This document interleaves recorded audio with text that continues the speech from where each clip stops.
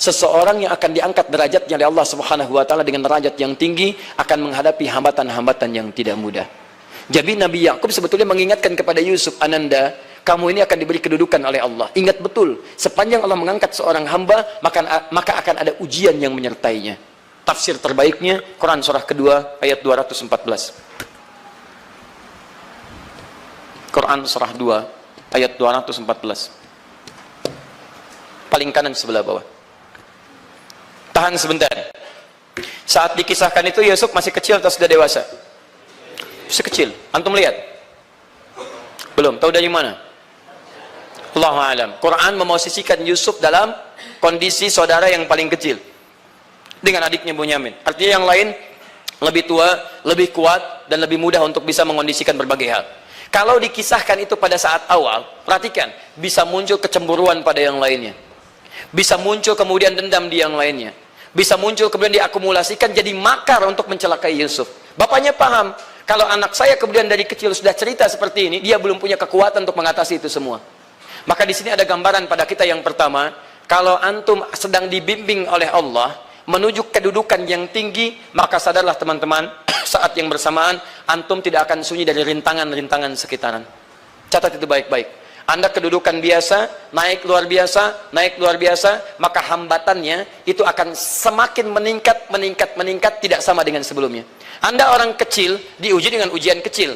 Anda orang menengah, diuji dengan ujian menengah. Anda kedudukan yang tinggi, maka akan diuji dengan kedudukan yang lebih tinggi lagi. Maaf, Allah tidak akan menguji dedaunan dengan angin yang menerpa akar. Pasti berbeda. Karena angin ketika kedudukan semakin tinggi, maka angin semakin kencang akan menerjangnya. Yuk kita turunkan, jenis ujiannya bisa 3. Bismillah. Tenang aja mas, ya. Antum lihat aja, tulis ya, biar saya ngapus, insyaallah. Perhatikan baik-baik, sini. Kedudukan bersanding dengan ujian. Kalau rumus fisikanya, F berbanding lurus dengan P. Gaya berbanding lurus dengan tekanan. Jadi kalau antum misalnya, rumus asalnya F1 sama dengan F2, gaya gerak sama dengan gaya torong. Kalau dikembangkan ke sini, tenaga kecil begini, maka yang bunyi kecil. Kalau besar, semakin besar lagi. Nah, memahami rumus ini, F sama dengan P. F berbanding lurus dengan tekanan. Ada gaya tekanan juga yang cukup kuat. Ketika antum pukul kencang, suara kencang. Tapi ini lebih sakit kan? Tekanannya lebih kuat. Itu agak berbeda.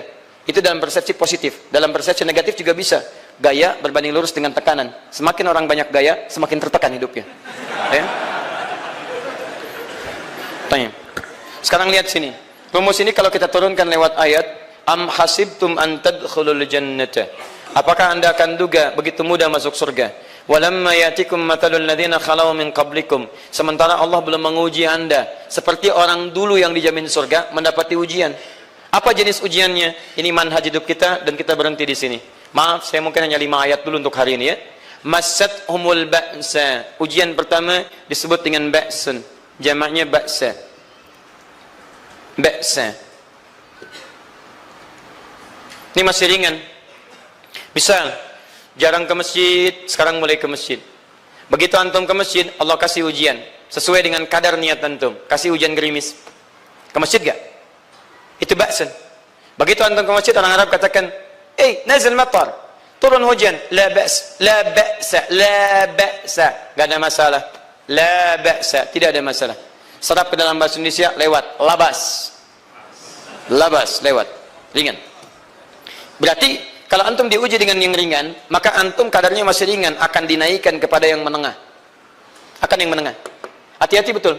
Kalau antum belum lulus yang di sini, maka antum akan terus sampai di sini, sampai lulus di sini. Sampai lulus. Antum mau berangkat ke masjid gerimis misalnya. Tiba-tiba nggak jadi di rumah. Istri antum mengatakan, "Pak, kok nggak ke masjid? Hujan mah kan cuman gerimis, takut teriak, masya Allah." Padahal antum misalnya belum kuat untuk berangkat, maka antum akan terus diuji di sini. Lihat rumusnya, Quran surah kedua ayat 286.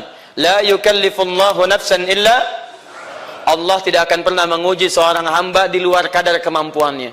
Jadi kalau antum masih ujian yang ringan, antum diberikan yang ringan. Antum naik menengah, diberikan yang menengah.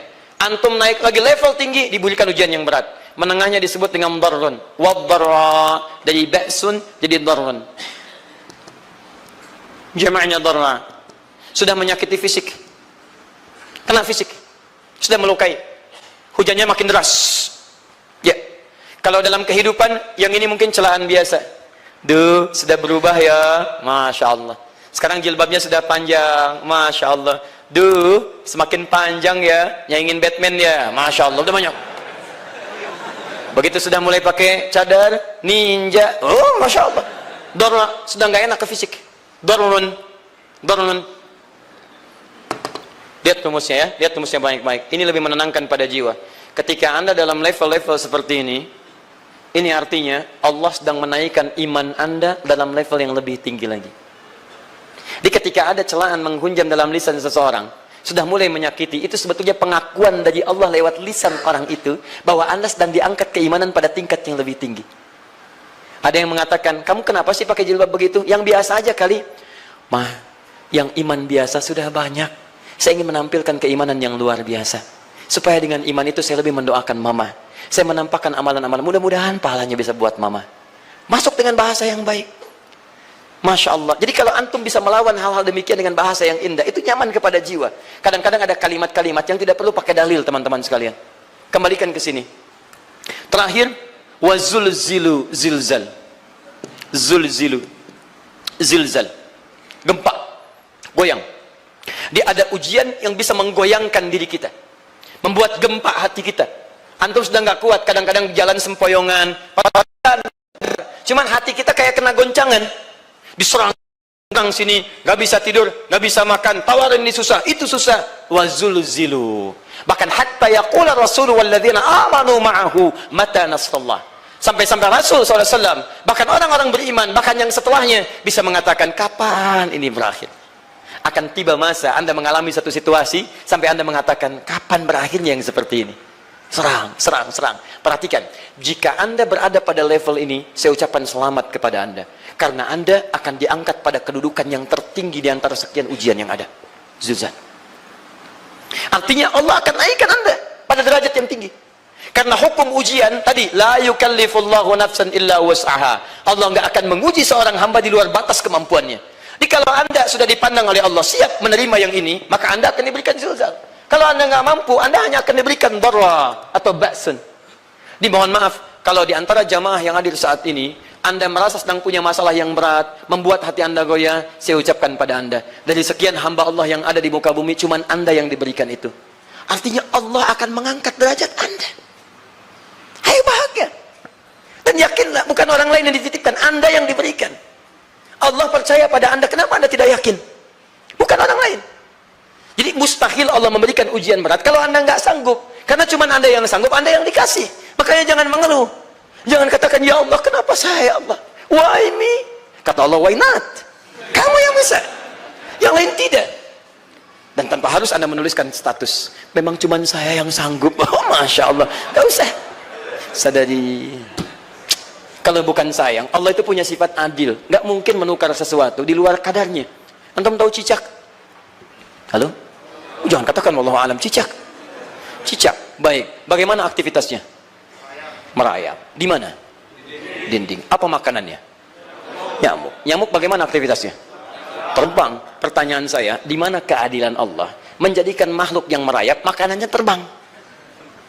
Kalau nyamuk masuk kategori pertama tadi, pintar dan tahu dirinya pintar, jadi mainan cicak. Cicak, ayo tangkap.